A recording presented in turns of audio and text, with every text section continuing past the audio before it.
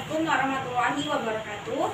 Perkenalkan, nama saya Siti Nurasana. Saya Prodi Teknologi Laboratorium Medik dari kelas 1B.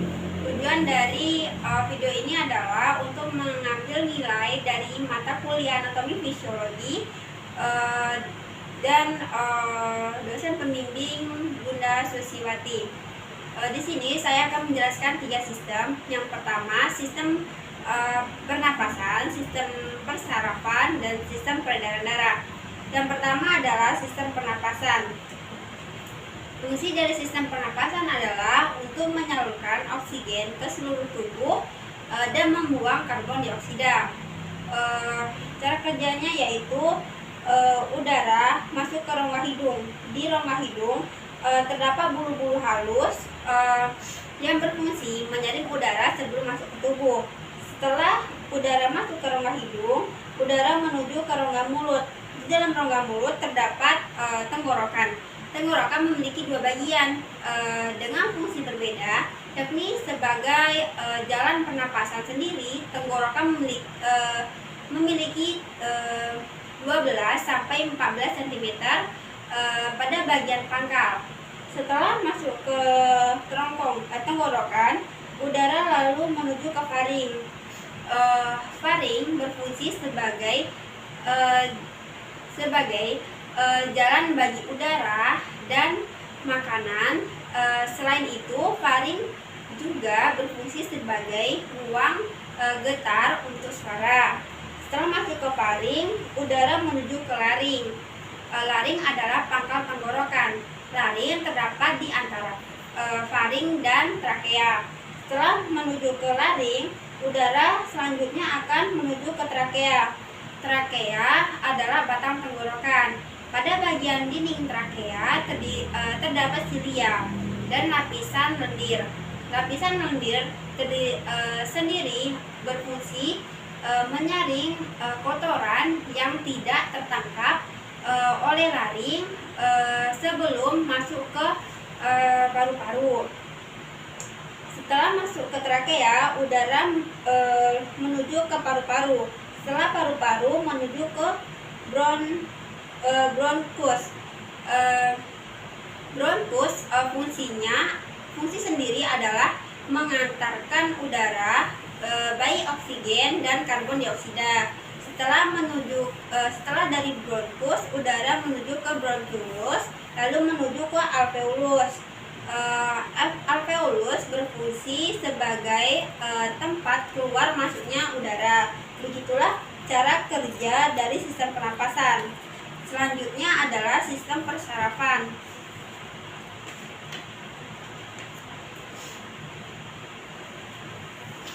Sistem persarafan fungsi utama dari sistem saraf adalah untuk menerima, mengelola, dan menyampaikan rangsangan dari seluruh organ. Fungsinya ini akan berjalan dengan baik jika ada koordinasi dari fungsi sensorik, fungsi pengatur, fungsi motorik.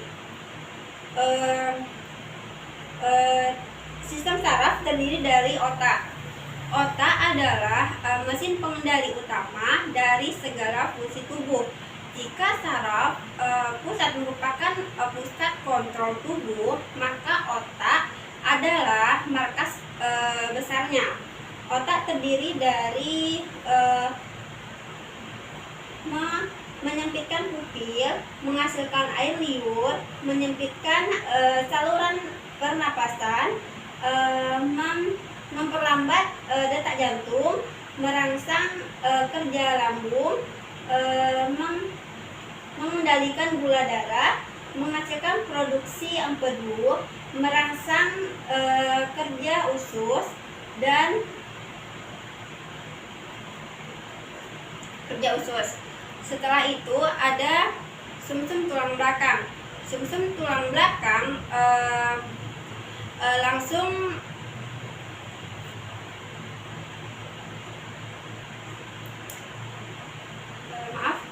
sumsum tulang belakang langsung terhubung ke otak melalui batang otak kemudian mengalir sepanjang luas tulang belakang.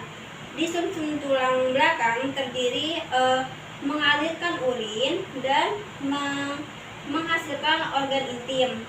Selanjutnya ada sistem saraf atau neuron.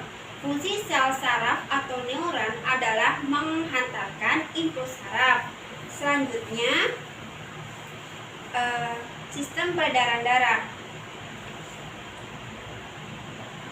Fungsi dari sistem peredaran darah adalah untuk mengangkut oksigen dan nutrisi ke seluruh tubuh, mengangkut sisa metabolisme ke organ ekskresi dan mengatur suhu tubuh. Sistem peredaran darah memiliki peran yang sangat penting bagi tubuh. Sistem organ yang berfungsi untuk mengangkut zat-zat yang dibutuhkan oleh tubuh serta limbah metabolisme yang terjadi di dalam tubuh. Peredaran darah dibagi menjadi dua, yaitu peredaran darah besar dan peredaran darah kecil. Peredaran darah besar ini dimulai dari bilik kiri yang mengatur ke aorta. Aorta menerima darah yang mengandung oksigen dan mengalirkannya pada arteri yang akan mengalirkannya ke seluruh tubuh.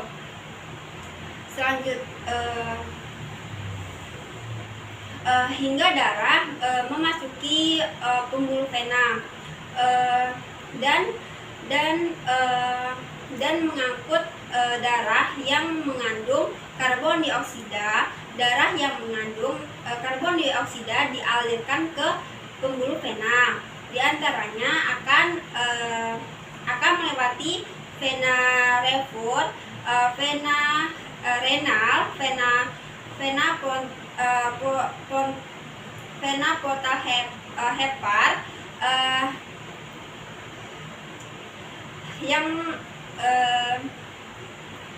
yang tembus ke hati. Dari hati darah akan dialirkan ke vena hepar. Vena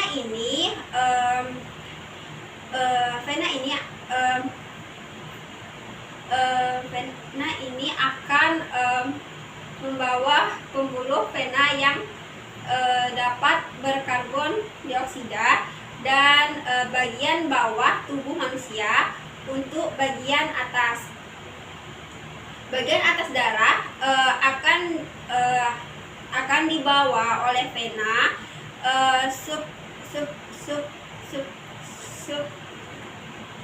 subclavica. Akan dibawa oleh vena subclavica dan vena jagulum. Vena bagian atas akan bertemu di satu vena, yaitu vena cava, dan memiliki